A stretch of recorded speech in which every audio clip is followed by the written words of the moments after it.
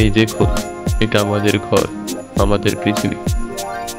এখানেই তারা থাকে যাদেরকে আপনি চেনেন, ভালোবাসেন, কিংবা এখন পর্যন্ত যাদের নাম শুনেছেন। আজ পর্যন্ত যত মানুষই জন্মেছে তারা এখানে জীবন কাটিয়েছে।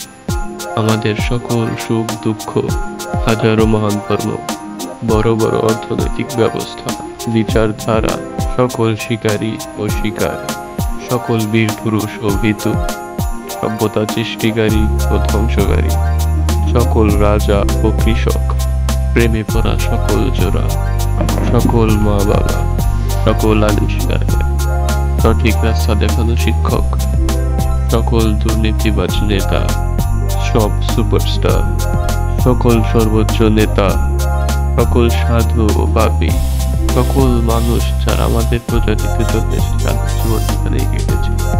অনন্ত ব্রহ্মাণ্ডে বালকোনার সমান এই ছোট পৃথিবীতে, এই বিশাল কসমোসে পৃথিবীর জায়গা খুবই সামান্য।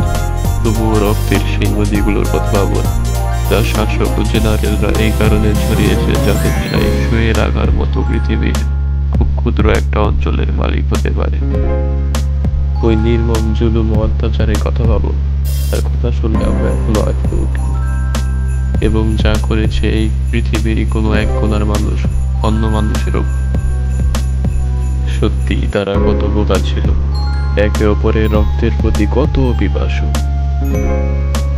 একে অন্যকে কত ঘৃণা করত তারা। কিন্তু আমাদের বিশ্বাস